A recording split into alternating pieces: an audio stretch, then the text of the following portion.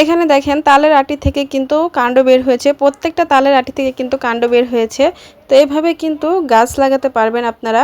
তালের আটিগুলোকে মাটির নিচে এইভাবে বেশ কিছুদিন রেখে দিলে কিন্তু এইভাবে কাণ্ড বের হবে। যে কোনো জায়গায় এই কাণ্ড সহ আটিটা বুনে দিলেই কিন্তু সেখান থেকে গাছ হবে। আগে ছোটবেলায় এইভাবে যে কত মানে তালের ফাঁপা খাইছি, এখন আসলে এরকম খাওয়া হয় না। তো যারা শহরে থাকেন তারা হয়তো চিনতেও পারেন, নাও চিনতে পারেন, কিন্তু গ্রামের মানুষ কিন্তু সবাই চিনে। আসসালামু আলাইকুম, আশা করি সবাই ভালো আছেন। তো আজকে আপনাদের সাথে শেয়ার করতে যাচ্ছি অন্যরকম একটা ভিডিও। তো আজকে কোনো রেসিপি শেয়ার করতেছি না। অনেক দিন আগে হচ্ছে যে তালের সময়, তো তালের রসটাকে হচ্ছে চিপড়িয়ে রেখে ফ্রিজারে বিটুপ করে রেখেছি আমরা। আর তারপরে যে তালের আটিটা থাকে, ছোবড়া সহ যে আটিটা থাকে, তো সেই আটিগুলো হচ্ছে এখানে যে মাটির নিচে রেখে দেওয়া হয়েছিল। এইখানে যদি বেশি মানে ছাই দেওয়া হতো তাহলে কিন্তু এই আটির ভিতরে যে ফাঁপাটা হয় সেটা আরও বড় হইতো। তো এইখানে হচ্ছে ছাই দেওয়া হয় নাই, তো মাটির নিচে রাখা হয়েছে। ছাই দিলেও কিন্তু এগুলোর ভেতরে ফাঁপাগুলো খেতে ভালো লাগে আর বড় বড় হয়। তো অনেক দিন আগে হচ্ছে মাটির নিচে এগুলো পুঁতে রাখা হয়েছিল। আজকে হচ্ছে সেটা আমরা বের করতেছি, কারণ আজকে আমরা তালের ফাঁপা খাবো।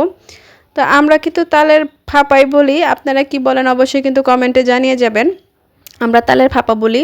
তো ছোটোবেলায় কিন্তু প্রচুর পরিমাণে এগুলো খাওয়া হতো, এখন আসলে ওরকম খাওয়া হয় না।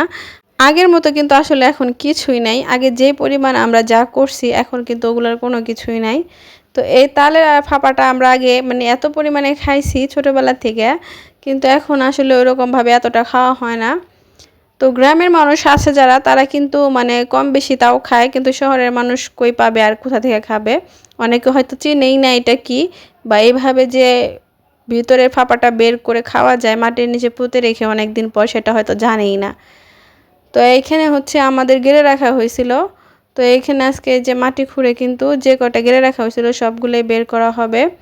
আপনাদের অঞ্চলে কি এরকমভাবে তালের ফাঁপা খান কিনা অবশ্যই কিন্তু কমেন্ট করে জানাবেন। আমাদের এখানে কিন্তু আছে, এটা আমার বাবার বাড়িতেও আমি খাইছি, আমার শ্বশুরবাড়ির সবাই যে এইভাবে তালটা বের করে তারপর তালের যে ছোবড়া থাকে আঠিটা, মানে ছোবড়ার সহ যে আঠিটা থাকে সেটা এইভাবে কিন্তু ওই মাটির নিচে পুঁতে রাখে।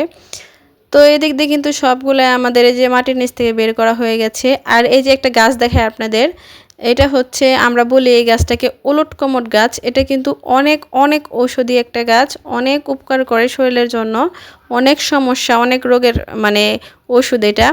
তো যেগুলো হচ্ছে উলট কমল গাছের ফুল, আর যে পাতাগুলো দেখতেছেন আঙ্গুর ফলের মতো, এই পাতার যে ডান্ডাটা আছে, যে ডান্ডাটা গাছ থেকে হয় পাতা যে উপর পর্যন্ত, এই ডাঁটাটা হচ্ছে ছোট ছোট করে কেটে পানিতে ভিজিয়ে খাইলে কিন্তু অনেক উপকার শরীরের জন্য। গাছের পাতাগুলো কিন্তু আঙ্গুর ফলের মতো, আর ওই যে ফুল ফুটছে, তো এটা হচ্ছে ফুল থেকে কিন্তু যে ওরকম হচ্ছে ফল হয়, ওই যে ফলগুলো পেকে পেকে গেছে আগে যে দেখাইলাম। আর এই যে ডাঁটাটা আমি দেখাইতাছি, এই যে ডাঁটা, এই ডাঁটাটা কিন্তু ছোট ছোট করে কেটে পানিতে ভিজিয়ে রেখে খেলে, ইসবগুলির ভুসি যেমন আমরা ভিজিয়ে খাই আমাদের শরীরের উপকারের জন্য, ঠিক সেই রকম উপকার করে, খুবই ভালো।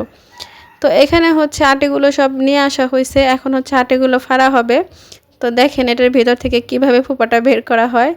তো আটিটাকে এখন এই যে দাও দিয়ে কুবিয়ে ফাড়া হইতেছে।